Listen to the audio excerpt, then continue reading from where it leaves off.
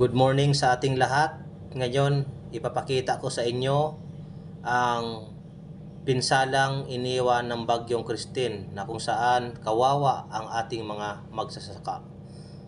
Sapagkat kung makikita ninyo, yan, yung mga palayan na yan ay yung mga palay ay nakalubog sa tubig.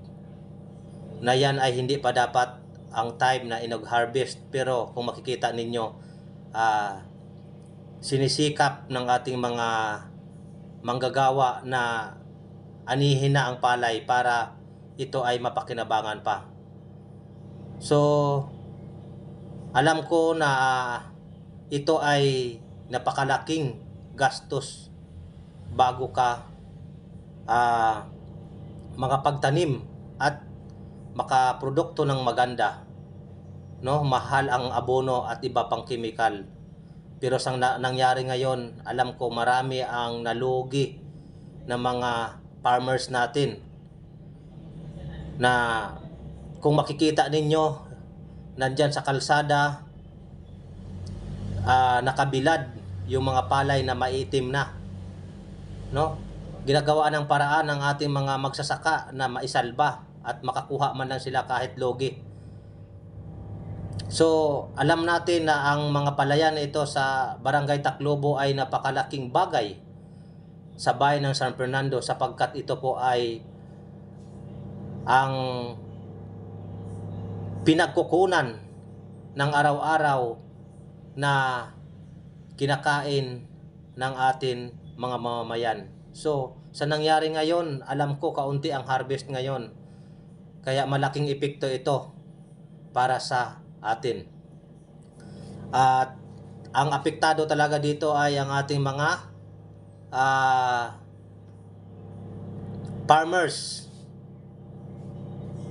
Kaya sana sa ating kung may mga tulong man na galing sa probinsya, sana ay matulungan itong ating mga kapos na mga kababayan at maiabot sa mga taong karapat-dapat tumanggap ng ayuda, dahil para mayroon silang panggastos sa susunod na kanilang pagtatanim. At ito ay napakalaking bagay para sa atin mga minamahal na manggagawa, at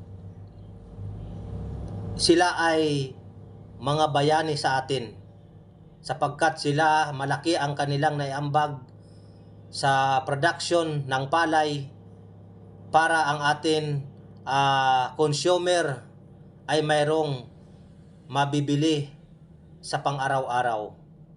Kaya nananawagan ako sa ating mga namamahala sa gobyerno na tulungan natin ang ating mga kababayan na nasalanta sa Bagyong Christine,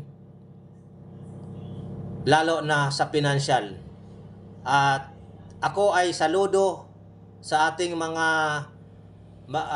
farmers na kahit laging logi, pero patuloy pa rin ang kanilang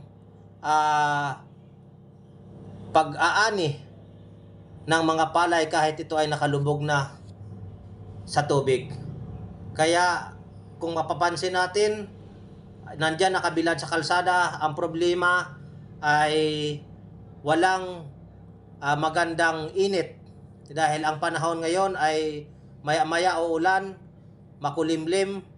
Kaya ang ginagawa ng ating mga farmers, yung inani nilang palay nandyan sa gilid ng kalsada, nang sa ganon ay kahit paano ay may makukuha pa sila na may uwi sa kanilang tahanan. Kahit ito, kung makikita nyo, itim na yung mga palay.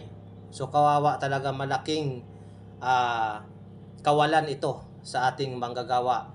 Kaya sa ulitin, sana ay mabigyan ng pansin ng ating gobyerno itong ating mga matasabi nating hero, dahil sila ay malaking ambag nila sa atin sa mamamayan. Maraming salamat sa inyong